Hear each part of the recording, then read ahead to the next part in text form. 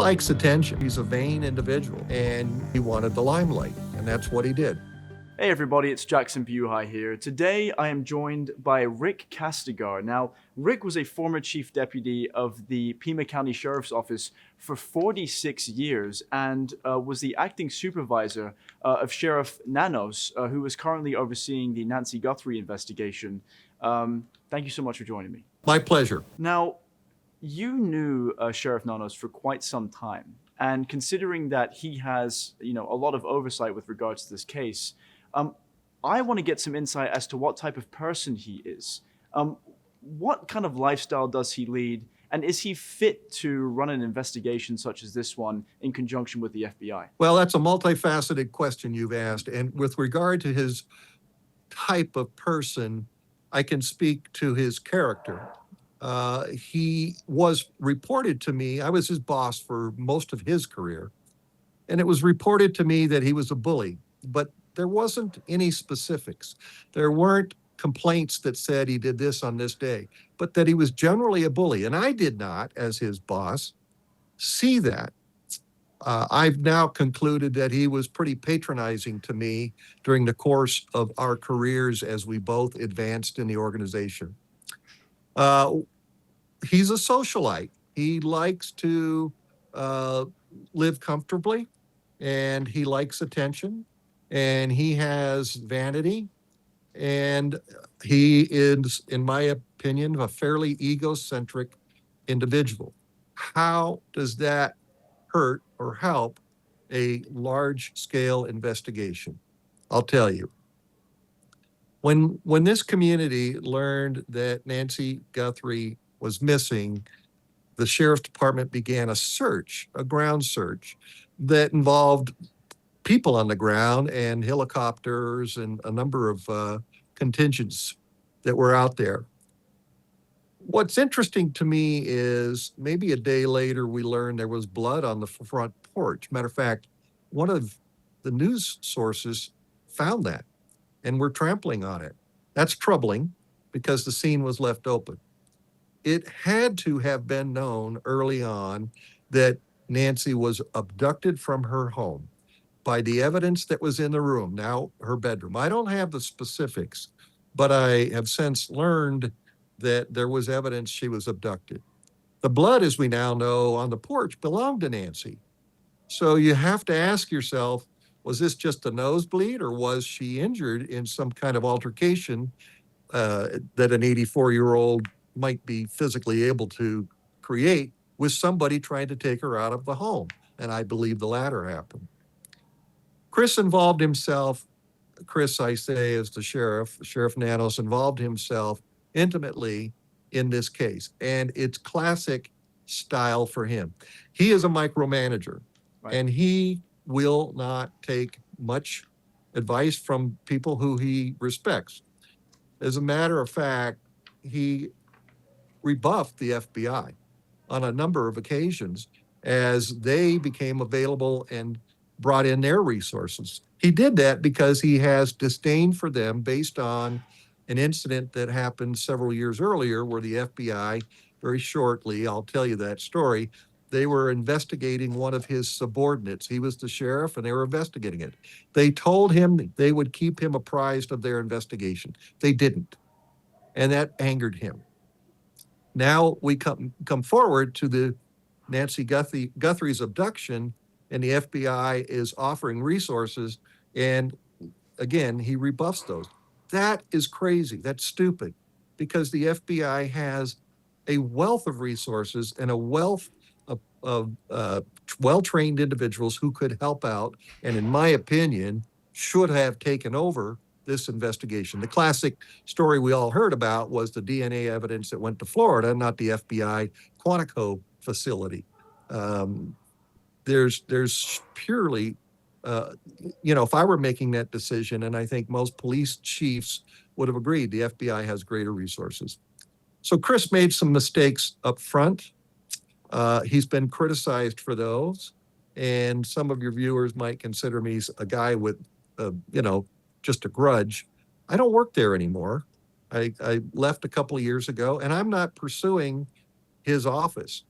but I've seen what transpired for this investigation, and I've seen his attitude, and I've seen his ego and his emotions dictate decisions that I believe have compromised the Guthrie investigation. I want to touch on something interesting that you said briefly. You mentioned his egocentric personality, um, and that he was being investigated for how he would conduct his relationship with subordinates and things to that effect.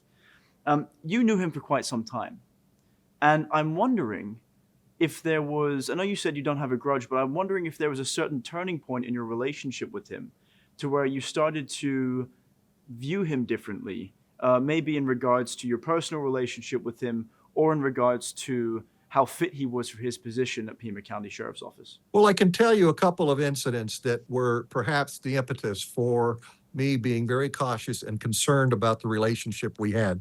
You need to know, Jakson, when I began to work for him, I was the chief deputy. I was the number two guy that ran the organization. On day one, when he called his senior staff into a meeting for the first meeting we were going to have as him being the sheriff, out of his mouth came the words, "I am going to micromanage the blank out of you." You can put in the four-letter S word. That gave me pause, because if to do that, you have to take away decision-making capability and autonomy from senior managers who are experienced themselves, who should have some ability to or autonomy to make decisions. He took all that away from almost every one of us, and especially me. Story number two, and this is actually the fine line in the sand that drew me to understand what kind of personality he truly was. I approved a $250 Zoom conference for our corrections staff. That's all it costs, $250. The budget for the sheriff's department's over 40 million, and that wouldn't have been an issue whatsoever. And that's part of the training program. He saw that, learned who the instructor was going to be, and determined that that person didn't care for him, didn't care for Chris Nanos. So he denied that training program to the expense of the benefit of the correction staff. To me, I had already made the decision. I was overruled, and I was overruled because of a guy whose ego and emotions dictated a change in that. And I mentioned to you, Jakson, before I began this little story, that was the line in the sand for me when I became to realize this person wouldn't take advice from others and really micromanaged his staff. So, do you think that this kind of egotistical personality that he has um, was reflected in the way that he conducted this investigation? Yes, simply So? because he made decisions based on his emotions. And you don't do that as a police officer or a critical investigator. And his career path was mostly in investigations, but you don't make decisions based on who you like or don't like.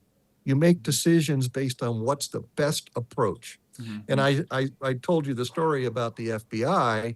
And, again, I'm retired, but I'm sitting back watching this in our community and seeing him turn them away and rebut their help. That is a big mistake. But it was based on the type of personality that the sheriff has. And I believe, as I said earlier, it compromised the investigation initially. He likes attention. And I mentioned earlier, he's a vain individual.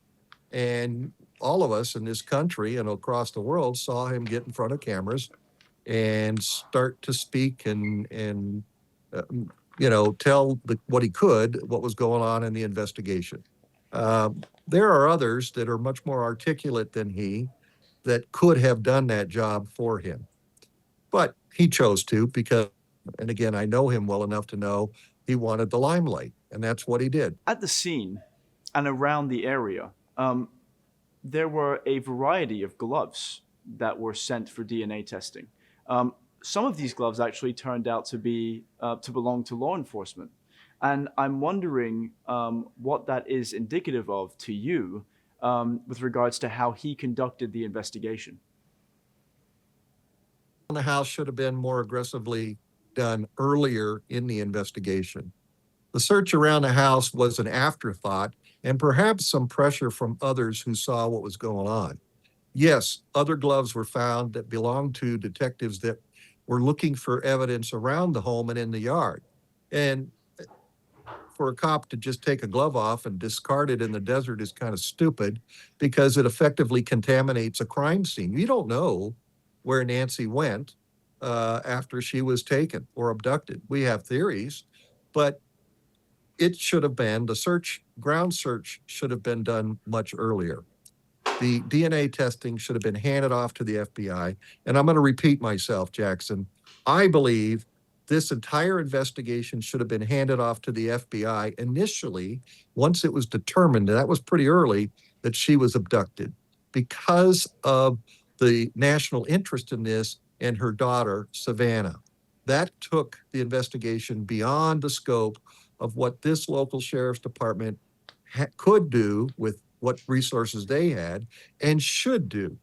Now, the sheriff should not back away from the investigation whatsoever, but be at least part of or collaborate with the FBI to help understand what transpired. Rick, I'm wondering if you were in Nanos' position, how would you conduct the investigation from the get-go? Well, keep in mind, the public did not understand that she was abducted at first. The first initial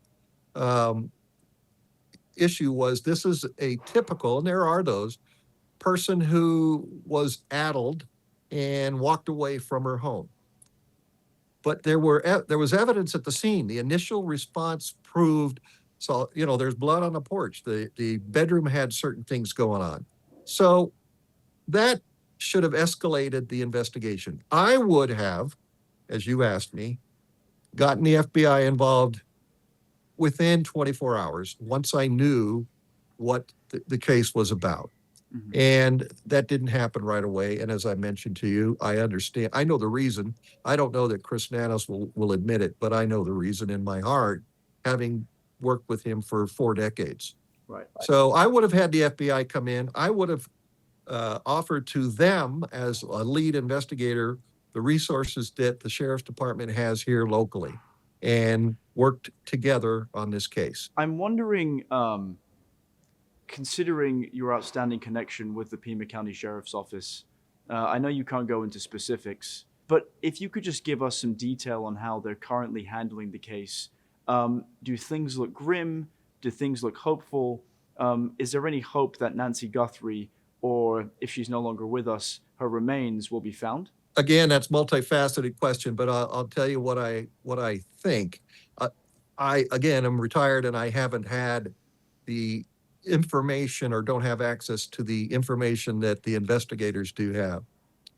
We are, what is this, 7 weeks past the abduction date? Mhm. And it looks grim. It looks grim because she has medical concerns. Nancy Guthrie was as sharp as a tack, according to the family. At least mentally, she had all of her faculties and could engage her family and others socially very well.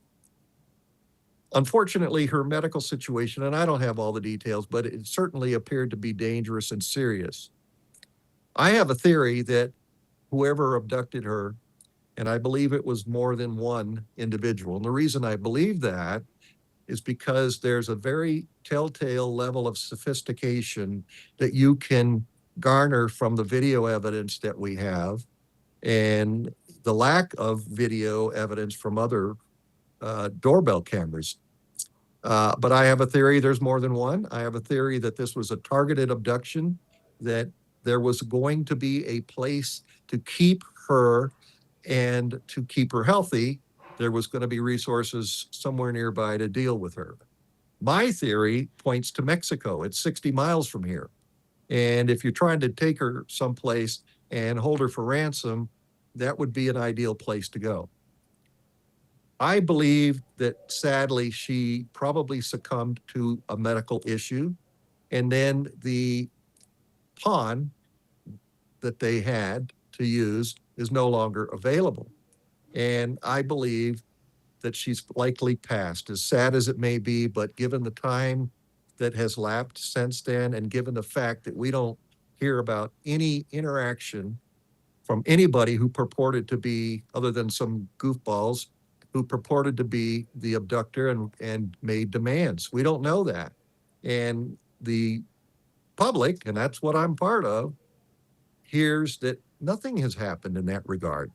Mm-hmm. So even with $1 million out there, plus being offered for the return of Nancy, without any comment from the family saying alive, and they, they're not going to, but they want her, and nobody has come forward of any vetted character that could say, yeah, I abducted her, and yeah, I want the money, and here's how we're going to do this. That hasn't happened. That tells me this could be a vendetta, or that she expired, passed away, and they no longer have the ability to use her or to negotiate with her at all.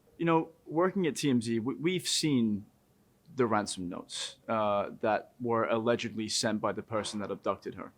And reading these notes, it seems like the person who wrote them was sophisticated, was smart, was intelligent, knew what they were doing.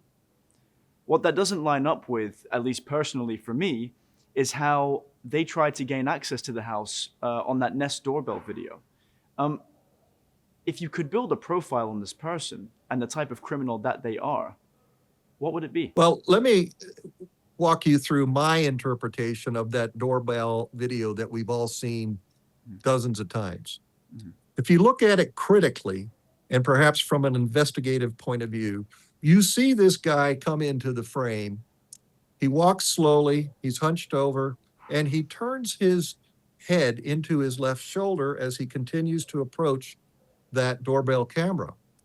Then he reaches up with his glove, and this is the chronology of that video, and he blacks out the video feed. Then I could tell from that this individual is wearing multiple gloves on top of gloves. That's something that I saw. Then he goes back a ways, bends down and picks up some shrubbery. And then we see him approach the camera again with that. Right, and it appears as though he tries to manipulate it. As far as a profile goes, that clearly suggests a level of sophistication. One of the evidentiary issues that the Sheriff's Department nor the FBI will say clearly yet is they're hinting that there was video feed of perhaps the same individual 2 weeks prior to the abduction. If that's true, then that suggests there was preparation for this crime, that somebody was trying to determine what the layout was of that front door. This guy who approached the video that we do see knew where the camera was. It's obvious. That's an element of an investigation you have to consider. How do you know where the camera was? How it's on your right side or the left side or hidden behind the screen door? You don't know. This guy seemed to know. And again, that adds to sophistication and preparatory measures that I believe were taken. And I think this was a directed abduction to Nancy for a specific reason. Mm-hmm. I only hope and I only pray for the family's sake that we learn what happened and that, the family can have some closure either by getting Nancy back safely or understand what transpired in this case. As you stated before, we're about 7 weeks past since the disappearance of Nancy.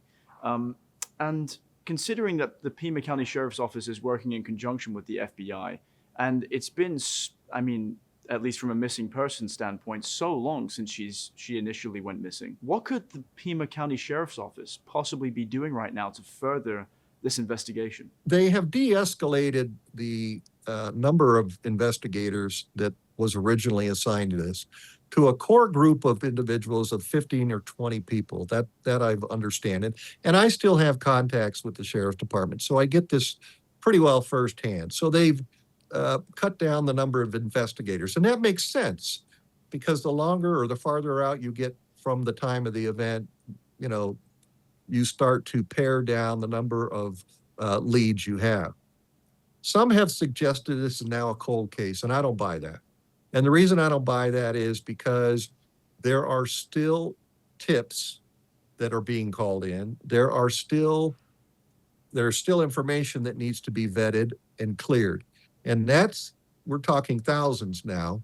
That takes time. And as long as a case has uh, time relevant leads, you pursue it and you don't put it in a cold case file. You pursue it aggressively. And I think to Chris's credit, that's happening. And I hope he's working or his team is working with the FBI to utilize their resources and carry this forward. Mm-hmm. However, as I said a moment ago, the outlook appears quite grim. And I think someday we'll learn what's happened to her. It's just a matter of pursuing all these leads and maybe getting lucky with something. I'm glad you brought up Nanos, because that actually leads me to my next question. You just mentioned that he's consolidated the team of investigators to find Nancy down to 20. And is that a call that Sheriff Nanos makes? And is it the right one? Well, is it a call that he makes? I believe he probably did. Is it the right one at this point? Yes. And the reason is pretty simple. The sheriff, if he chooses to continue the investigation unilaterally as just the sheriff's department, he can't throw hundreds of personnel at this like he did the week or the second week.